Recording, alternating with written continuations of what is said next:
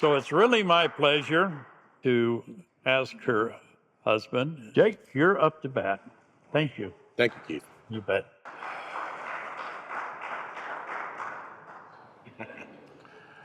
My name is Jake, and I am an alcoholic. Sober since November 23rd of 2014, and for that I will be eternally grateful. Thank you very much, Keith, for inviting us, and thank you very much, my wife, for setting the bar so high before I had to be on camera. It's very kind of you. Feeling the love right now. My story begins a long time ago, in a galaxy far, far away. I was the child of two wonderful people who met in rehab. And I believe I was a 13th step baby because they were not married. And this is back in the Midwest where that's usually the practice. And from a very early age, I had a similar story to my wife, that I was just moved all over the place. My father was in marketing, so he went where the marketing jobs were paying the best. So California, back to Iowa, where I'm originally from, and a lot of schools, 13 different elementary schools. Fortunately, I also got to have the high school experience like my wife, but that did set the pace for me to be introverted, find comfort in food, and get a little chubby. And then I spent a lot of time in libraries because it was the only place where I wouldn't be made fun of or really have to deal with anyone, because I find people rather annoying and they inhibit my ability to be myself, because then I have to be judged and all those other fun things that come along with that. So about the time I was in high school, in El Dorado High School in Placentia, California, I was one of those children where their father was immediately happy when I was 15 to walk into the guidance counselor's office and sign the work permit form and say, from now on, you earn your own money. And I became a busboy at Graziano's, a pizza place that was nearby. And slowly but surely, I earned my own money, thought I could, felt a little bit more pride in myself, and just enough pride to get mad at my employer because they're not doing it right, and to raid the fridge and take a beer bottle and slip it right in my pocket. Because I was a heavyset child with carpenter pants, no one was the wiser. And my first drink was Rolling Rock beer, and I had to wait till I got into the house and got showered, and while the shower's running, crack the beer, drink it in the shower, and then have my moment, and then go back to the rest of my life. And every single time that cool brew hit the back of my mouth, I already knew the rest of the night was going to be fine. And I don't have to think about so much. For me, I don't know about the rest of you, but for me, when I had a drink, any drink really, the volume knob just got turned down a little bit. Things weren't so annoying. Things weren't so cumbersome. People weren't so difficult to get along with. All of those things just leveled down a little bit. And so because of that, I sought it all the time. And if there was a party, I was there, invited or not. And I was not one of those fortunate people that do not know what a blackout is.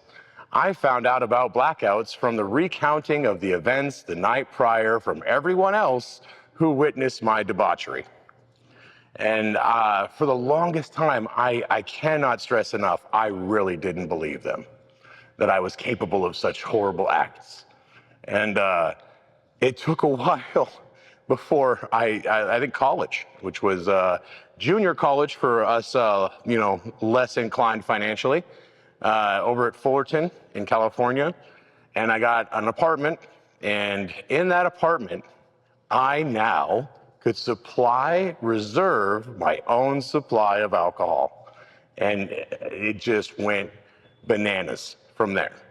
The most common question my friends would ask me in the days following my getting the apartment was, do you have any idea what you did last night? And I always said, no, but you're gonna tell me. And over the course of these nights, I mean, I don't know about you guys, roll the dice on what's going to happen when I get that drunk. Holes in the wall, like there's like symbols and blood on the wall, like weird stuff. And like, you know, drywall repair became one of those things you just got to get used to. And, but from there, there was a big grocery strike at the time. I was working as a meat cutter apprentice, and we were out of jobs and we were on strike. So I don't know if you guys are familiar with what it's like to be on strike. There's a very small amount, like a stipend, that comes in, several $100s at the time, that you get paid to stand on a street corner and wave a sign. No one cares if you're drunk while you're doing it. So I'm just standing on hydrants, smacking people's cars with the sign, just going bananas the whole time, because there was a Lamppost Pizza just up the street, just a block. And we would always go there, and they served beer by the pitcher, which I found out is my size. So when I said I had 3 drinks, that was 3 pitchers. And it was just a blur for like several months of that strike. And then eventually ran out of money, because, you know, the strike, you know, if it doesn't actually win, then you don't have a job. So like many of us, I had to get on the old telephone and ring up the parents and say, well, it's not working out. How's it going over there? So they picked me up, and they were living in Nevada at the time, in Elko. I don't know if any of you have been to Elko. Elko is a mountain of gold that is just covered with methamphetamines and prostitutes. And that's the extent of the town. While in this place, because of the fact that I'm not an outdoorsman, I mean, destruction is fun, especially while you're drinking. But like, you know, actually going and hunting quail, or actually going in a Raptor or off-roading, that was a little outside of my wheelhouse. But every one of those people usually had beer on them. So I would go with them just to have some of their booze. And that was pretty much how it went. I mean, Walmart, I was like an unloading supervisor for a while. Again, nighttime job. Nobody notices if you've had a few at break. And those are the kind of jobs that I liked having. Because I don't know, the clock seemed to just move in my favor when I had a couple, you know, during break. And people were much easier to deal with. But you'd get the occasional, you know, you think you have a drinking problem? And I'm like, the only problem I have is I'm not drinking right now. And it was like that for so many years. And then eventually, I don't know if you guys have similar experiences. I'm the kind of drinker where I drink to such excess and such dangerous behavior that the only people that are willing to actually be around me are usually criminals and or drug users. And so I would start piling around with these criminals and drug users, and there's this fun thing about them where they always think you're a cop unless you do what they're doing. And so you end up doing what they're doing. One way I can explain it very succinctly is when you come out of a blackout in a recliner, in a trailer, in front of 2 people you've never met before, and they say, it's your turn. You just smoke or whatever. You just do it, because otherwise it's going to go real bad real fast. And that kind of life just got darker faster than I expected it. I was only there for about 1.5 years before I was then 184 pounds. For me, that's saran wrap skeleton. And I had to figure something out. And so I decided, like an intelligent person, that since I had no real, you know, discernible certifications or use to society, I would go in the military. So I joined the Air Force and served, not dishonorably, but drunkenly. Once basic training was over and I was in tech school, you're allowed to consume alcohol in the 3rd phase. So chewing my lip and smoking cigarettes right next to the bathroom fan, trying to get through tech school, all of a sudden, Hurricane Katrina happens. I was in Biloxi, Mississippi at the time at Keesler Air Force Base. So God had me on the lawn at 2 a.m. and they said, who wants to stay and help with relief efforts? My hand shot up because I thought I was being honorable. I didn't realize that I was just dooming myself. And shortly, I mean, obviously Katrina was terrible, awful things, flooding, terrible things. Like ships were thrown inland a mile and there were sharks in the streets. It was amazing. But when it was all said and done, and I'm helping with the relief efforts, every Thursday or Friday, they'd open the commissary to allow us to drink. And immediately the problem started again, without, as if there had never been a day in between. Blacking out, waking up with wounds that I have no idea how I acquired them. Everybody giving me funny looks, and I thought it's just because I'm tall. But no, it was all the same behaviors. But because tech school was almost over by that time, I then got my first duty assignment, which was Misawa Air Force Base, Japan. And I was very excited because the phone call I was able to make when I arrived in Japan. My father, when I was in high school, I wanted to take Japanese. I was big into the whole shogunate and all the feudal era of Japan, as well as video games and stuff like that, cartoons. And I said I wanted to take Japanese.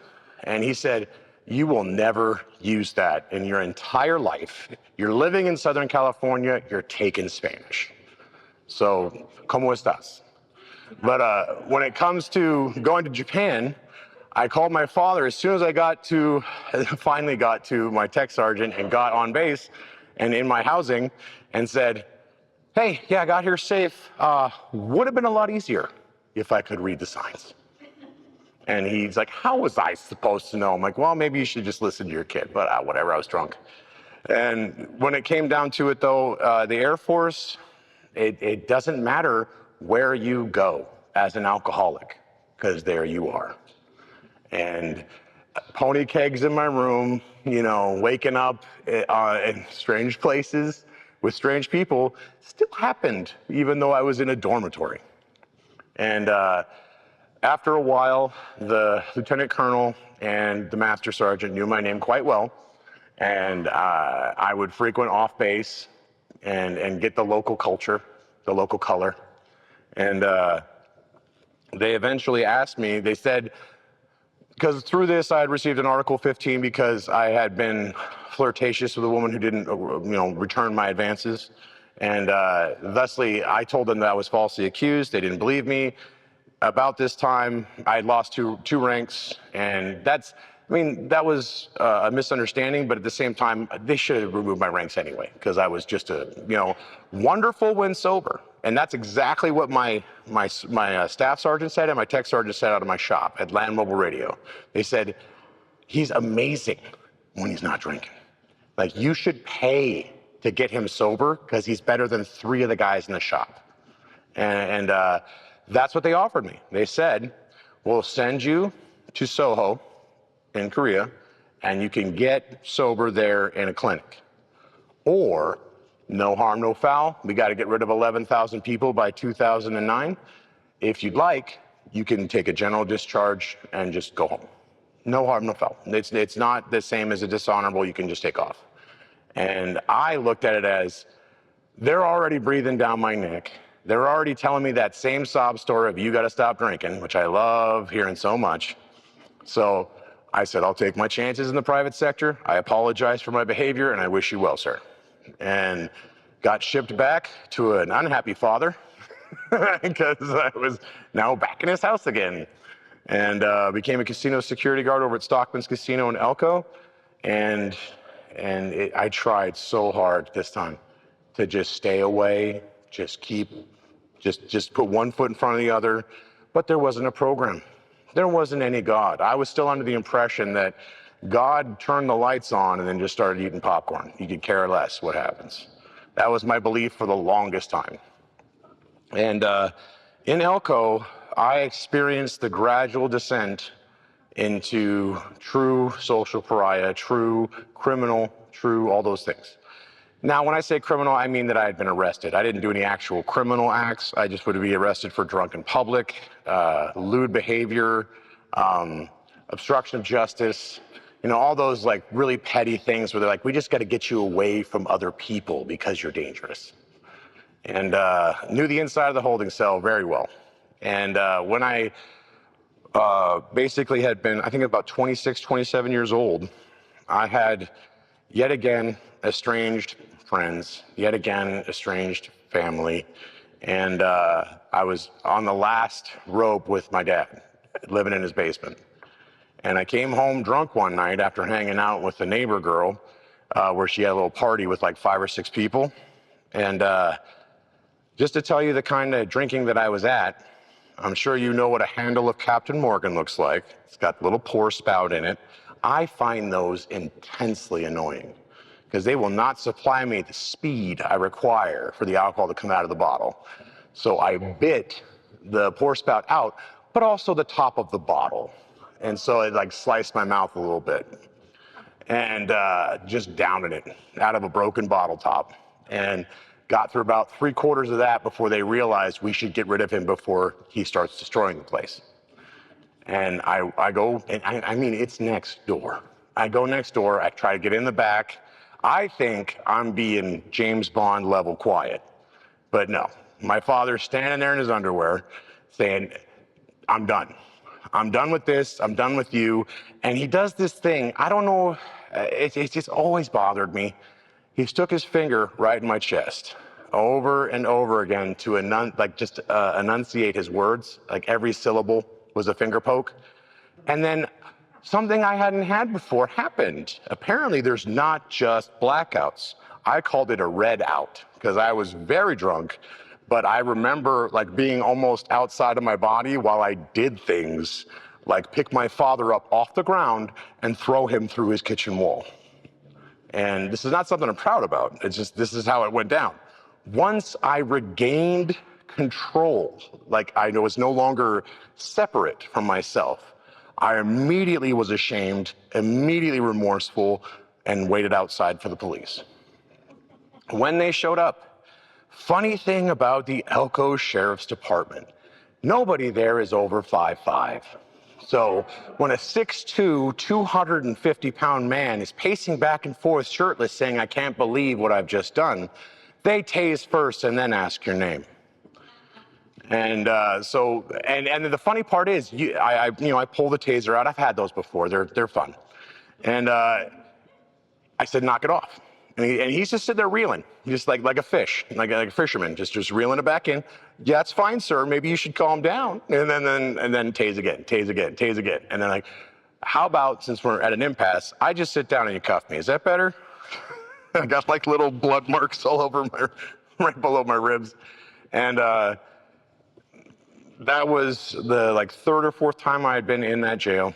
When I got out, my father said, I don't care where you go. I don't care what you do. I need you to take time out of your busy schedule of screwing your life up and go to the courthouse and change your last name. I no longer want nor need to be associated with you. I'm tired of explaining to the family. I'm tired of explaining to the community, my son, I'm done. And that was the day I became homeless in Elko. And I was homeless for several years. I was able to maintain employment. Somehow I can still be charismatic enough to get employed. And just go into the bathroom, little scrubby, hit the spots that smell, and then go back in there and smile. And answer the questions with the buzzwords. Oh, I'm very punctual. Oh, I believe that it's the responsibility of the employee to have the success of the business. Yeah, I know how to do all that. I'd had enough jobs by then. I think I was at like 13, 14 jobs by then. And so then I am carrying my sea bag with all of my belongings from the Air Force, and I live under the bridge. I was, as Donna Robinson liked to refer to me, I was the bridge troll. I was the thing making noise at 3 in the morning that you ran across that bridge because you didn't want to find out what was underneath it. And this is where my life had gone. And I remember, just before I get into the sad part where I start finding God, I got to tell you one story. Basically, my friend from one of their lower end housing areas that liked to drink with me, we were out just bar hopping to the ones that I wasn't 86 from. And then he decided to mouth off to a police officer. You know how that usually goes. They immediately check for warrants. They find out, oh yeah, we got to take you in. And then I, all of a sudden, grew a cape and boots and said, no, you're not. Now, I need to know the charges. I want to know. I'm his lawyer. Come on, what do you got? And it went very south very fast. They said, please just go home, sir. Please just leave. And I felt taking no for an answer was unacceptable. And so I got arrested as well. But before we had gotten arrested, just to, keep the night going, we both downed about 3-4 Locos. I don't know if you guys ever had those. I still think those are laced with something because they got some special stuff in there. And I blacked out. I don't remember the car ride to the jail, but I remember waking up in the jail cell, like momentarily, like fragments of me breaking out of the indestructible holding cell and ripping the chicken wire out of the door and grabbing the handle. But the thing I didn't realize at the time is, what were you escaping into? You're escaping this room to go out into the remainder of the jail. And so there were 7 police officers sipping coffee, waiting for me to finally get the door open. So you don't have to get up. And they all tased me from where they sat. There was like 7 tasers all at once, and it shocked me sober immediately.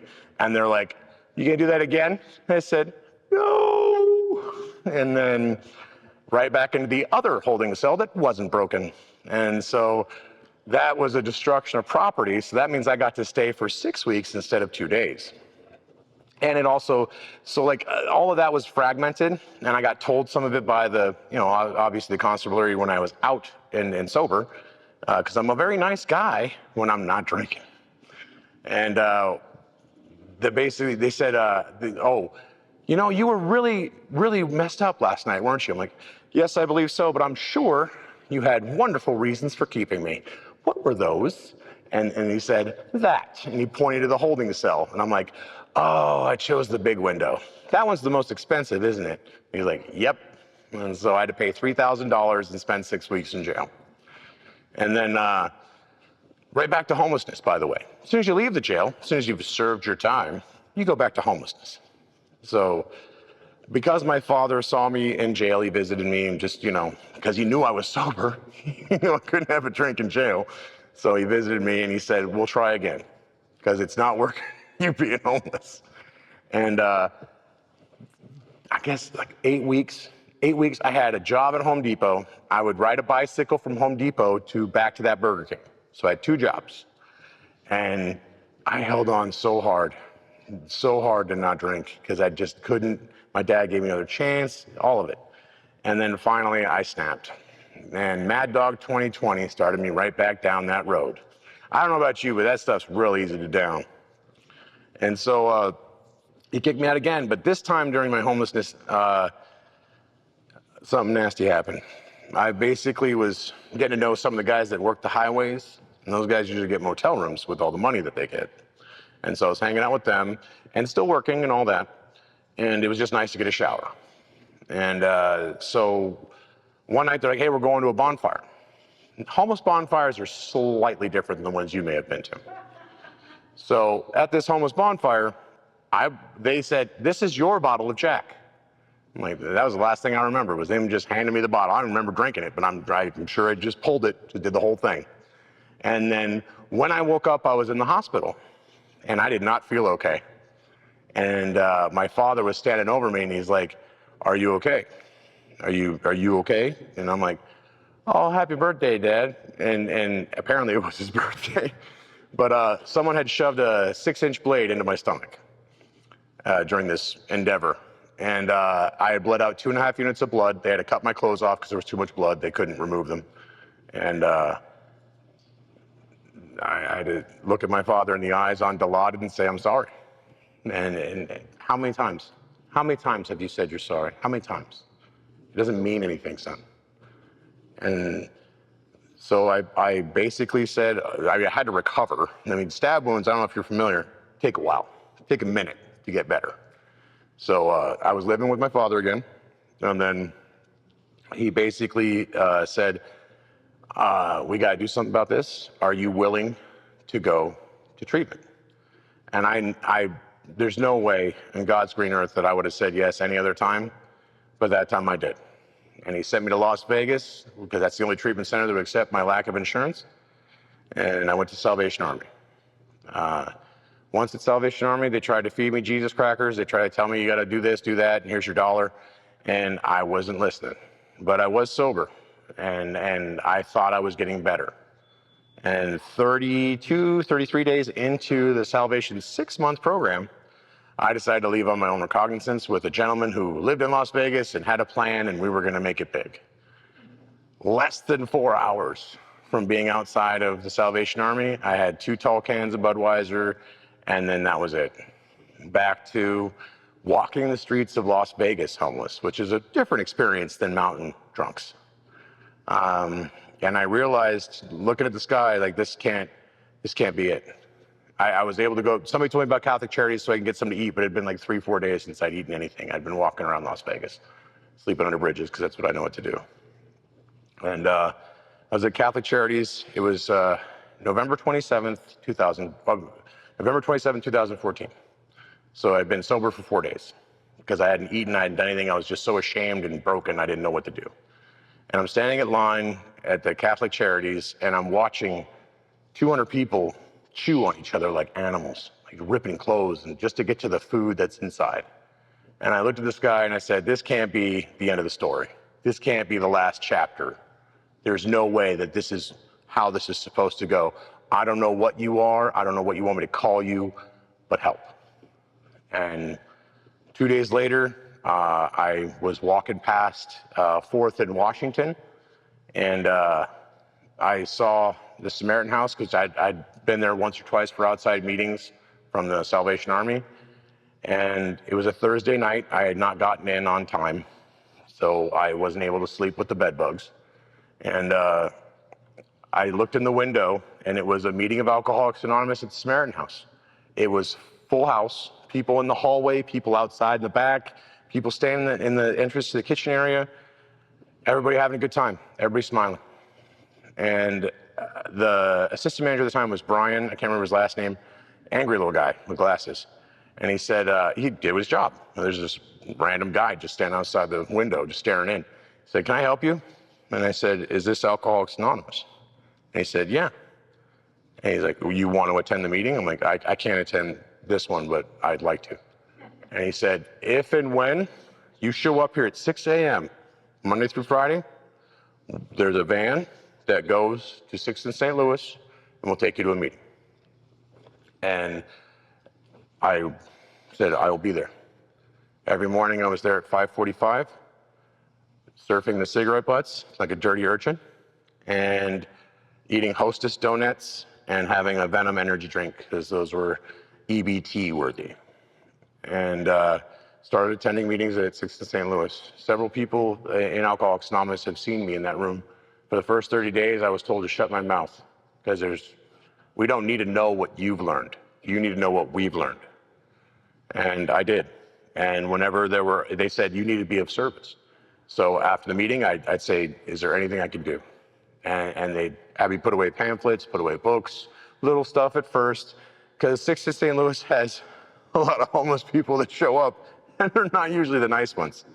So I was initially somewhat welcomed, but then after I showed up all the time, I was always there for the van. I'd always be there because I knew that they were sober.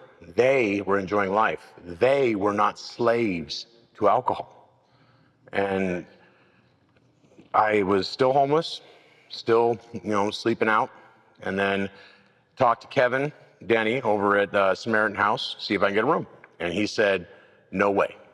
I've had bad luck with homeless, no way.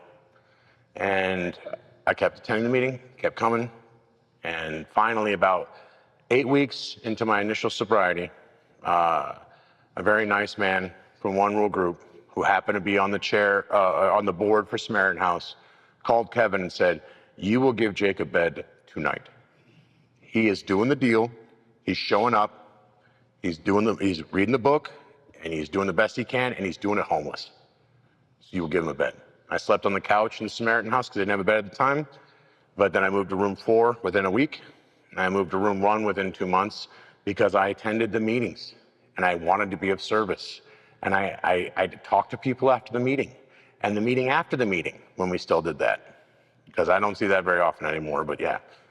And slowly but surely, I just, mostly through absorption, mostly through keeping my mouth shut, I started learning that this is a real way of life.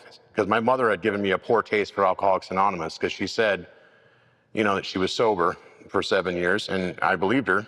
And then she fell right back off, and I got those yellow memo pads of step 9. I didn't know it was step 9 at the time, but she thought she was making amends with me, and all she'd do is tell me horrible, awful things that she'd done when I was a small child. And so I didn't believe in Alcoholics Anonymous, but this time, this was the only thing where I didn't feel just like a caged animal waiting to break out all the time. And just doing the deal, doing exactly what every old timer in that room told me to do. 60 days, 70 days after I'd gotten into this Samaritan house, I was at the Shell station grabbing an energy drink to get ready to go to my job as a telemarketer. Worst job I've ever had in my existence, by the way. Soul siphoning.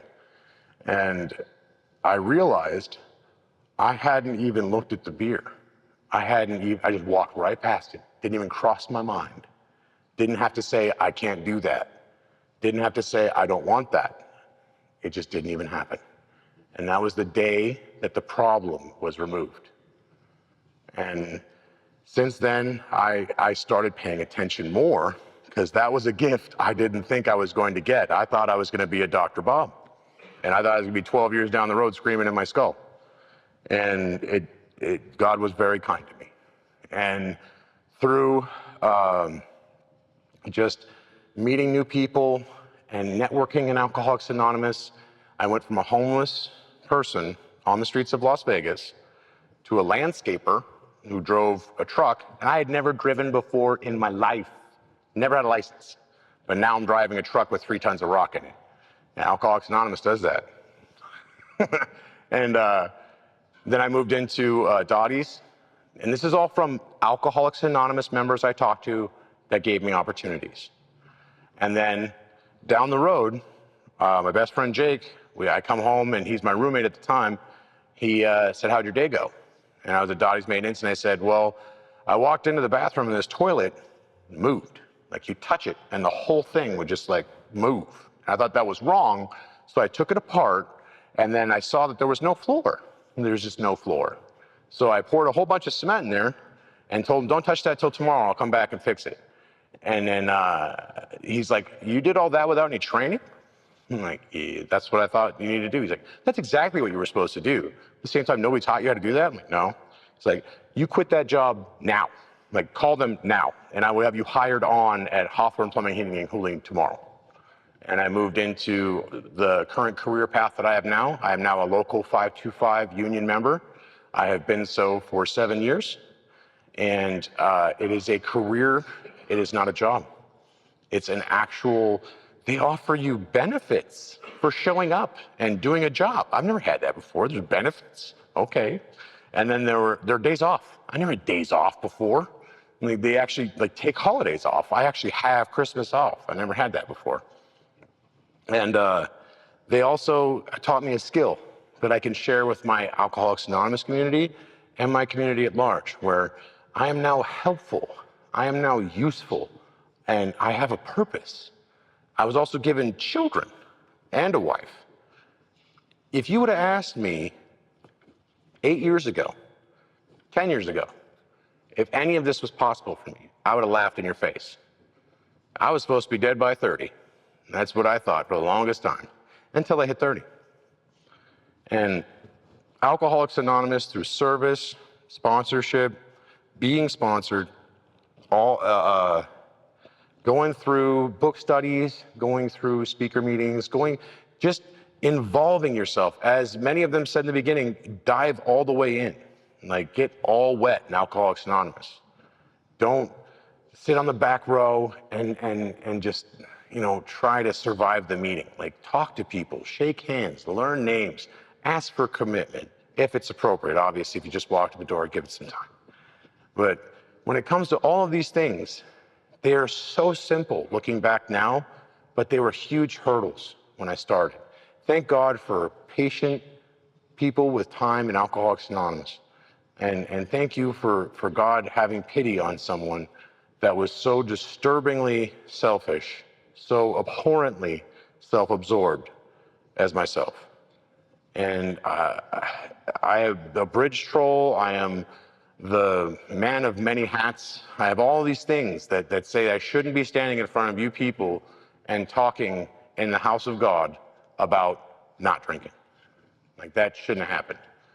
So for me, it was it's still amazing, still looking back. I mean, a lot of times you got your nose to the grindstone, you're just trying to get through the day, but when you stop and you look around, God is good all the time. And how could, I mean, and I know this is like a sidebar, but the whole finding God thing, or finding your higher power, however you want to phrase it, the power of your understanding, for me, I don't know if this will help anybody, but I'm sitting in the Samaritan house saying you're a cult, saying you collect the money, where's the money go, all that stupid stuff they say in churches, same thing. And I realized, I'm like, there's something out there that wouldn't let you die. Think of all the times you woke up in strange places with strange people, or like with blood on you that was yours or not yours. That all these things where you should have been dead, like, and you're not. Just that little piece I grabbed onto that little fragment and really started moving forward with, there's got to be something. There just has to be. And it can restore you to sanity if and when you're willing to do the work, you're going to be honest, and you're going to remain open-minded. You start falling away from honesty, you get disconnected quick. You start falling away from open-mindedness, you know better, you're never going to be comfortable. And if you can't be willing, you're never even going to try. So I still believe that how it works is honesty, open-mindedness, and willingness. And if you can get that and keep that, you can stay sober. And I suggest read the book. I suggest get a sponsor who is somebody who's done the steps. I suggest all of those things because they worked for countless others.